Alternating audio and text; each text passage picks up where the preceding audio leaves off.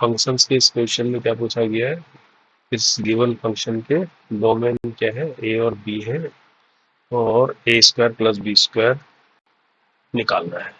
कहने का मतलब इसके अपने को डोमेन निकालने होंगे पहले, तो इस डोमेन को ए भी दिया हुआ है, फिर वहां से ए स्क्वायर प्लस बी स्क्वायर निकाल देंगे।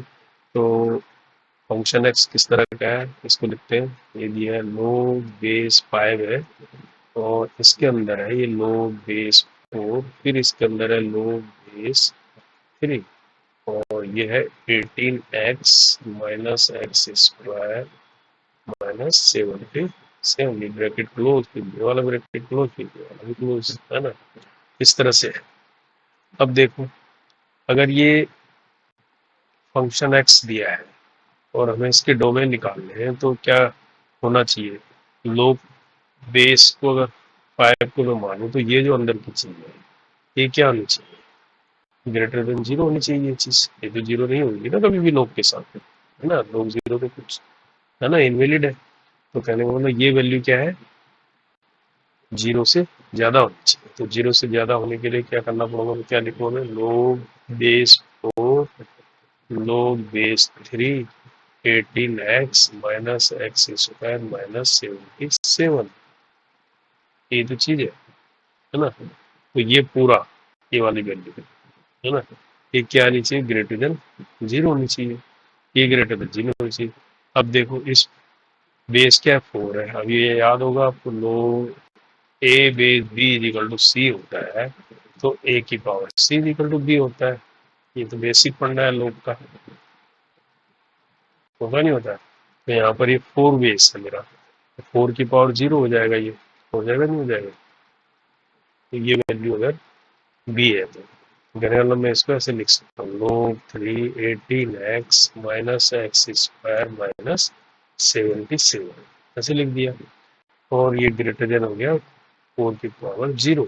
अब किसी की पावर 0 हमेशा क्या होती है, 1 होती है।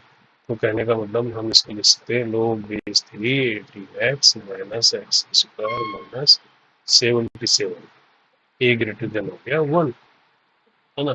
अब दोबारा से देख लो, ये कंडीशन क्या होनी चाहिए, ये ग्रेटर देन 1 है, तो 3 इधर चला जाएगा, तो 18x minus x square minus 77 क्या हो जाएगा, ग्रेटर देन 3 की पावर 1 हो जाएगा इसी से, है ना।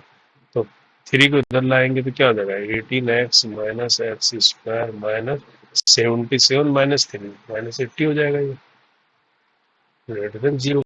अब देखो, अब यहाँ पर क्या है, ये क्वाड्रेटिक है एक्स स्क्वायर में, लेकिन इसके आगे माइनस है, तो माइनस से इसको मल्टीप्लाई कर देते हैं, मल्टीप्लाई करेंगे तो एक्स स्क्वायर आगे लिख देते हैं प्लस में, माइनस 18x और प्लस 80 हो जाएगा ये, और इनइक्वलिटी का साइन चेंज हो जाएगा, लेस देन 0 हो जाएगा। अब इसके फ्रैक्शन कर लेंगे, ये 80 है, 80 के फ्रैक्शन 18 में क्या होंगे, 8 10 80, तो x square minus 8x minus 10x plus 80, ये पूरा लेस देन 0 हो गया।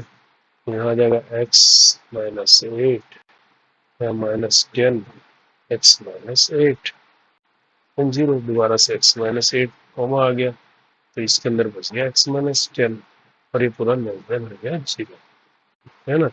अब हमें डोमेन पता करना है, डोमेन पता करना है, तो ये इनइक्वलिटी है, तो इसके लिए हम क्या करते हैं जनरली, है ना, वे भी करो मेथड यूज करते हैं। तो एक नंबर लाइन खींचेंगे, कर लेते हैं, नंबर लाइन ले लेते हैं